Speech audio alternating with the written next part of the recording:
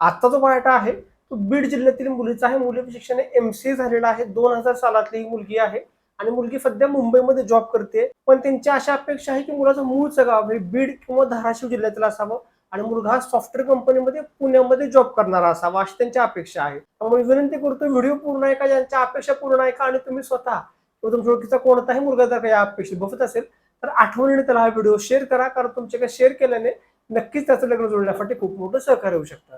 नमस्कार, मी ॲडव्होकेट शिवराज जाधव, देशातील एक विश्वसनीय व रजिस्टर्ड वधूवर केंद्र म्हणजेच शिवराज मराठा वधूवर केंद्रामध्ये तुमचे स्वागत करतो.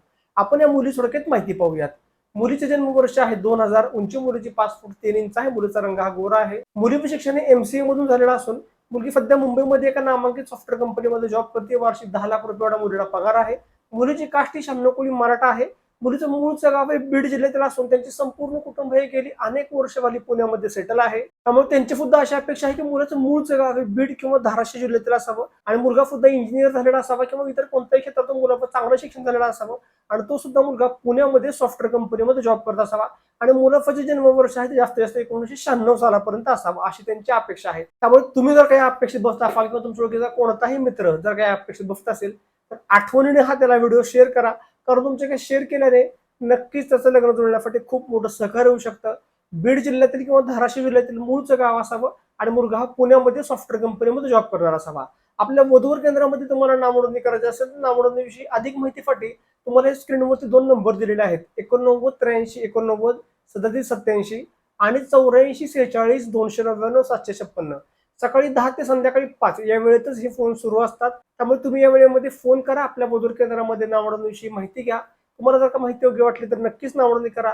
नावनोंदणी करण्याच्या अगोदर जर का तुम्हाला स्थळे सुद्धा पाहिजे असतील तर तुम्ही आपल्या ऑफिसमध्ये तुम्हाला डेमो व्हॉट्सअप ग्रुपमध्ये ऍड व्हायचं आहे असं त्यांना सांगा. तुमचा जो नंबर आहे त्या नंबरवरून तुमचा बायोडाटा फोटो पाठवा.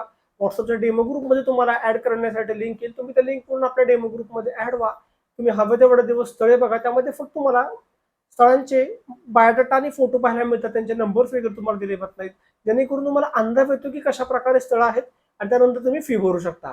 त्यासोबतच उच्च शिक्षित मुला मुलींसाठी आपली वेबसाईट सुद्धा आहे. वेबसाईटवरती जाऊन सुद्धा तुम्ही स्थळे कशा प्रकारे आहेत ते पाहू शकता आणि तुम्हाला जर का तुमच्या स्थळाशी मिळती स्थळे आहेत असं जर का वाटत असेल तरच तुम्ही आपली ऑनलाईन फी भरून नावनोंदणी करू शकता किंवा थेट तुम्ही आपल्या ऑफिसमध्ये भेटून सुद्धा नावनोंदणी करू शकता. पुणे आणि सातारा 2 ठिकाणी आपले ऑफिस आहेत. ऑफिस जरी 2 ठिकाणी असले तरी आपल्याकडं मराठा समाजातील संपूर्ण महाराष्ट्रातील वधूवरांची स्थळे असतात. आणि सर्वात महत्त्वाचं म्हणजे आपलं जे वधूवर केंद्र आहे ते 100% विश्वसनीय आहे, 100% रजिस्टर आहे.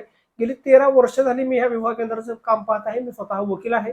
100% नोंदणीकृत असं आपलं हे विवाह केंद्र आहे. त्यामुळे तुमच्या ओळखीचं कोणीही मराठा समाजातील असेल, तुमचे मित्र मैत्रिणी किंवा नातेवाईकांमधील कोणीही व्यक्ती जर का मराठा समाजातील असतील आणि लग्नासाठी एक चांगलं वधूवर केंद्र शोधत असतील तर आपल्या वधूवर केंद्राची माहिती त्यांना आठवणीने तुम्ही पाठवू शकता.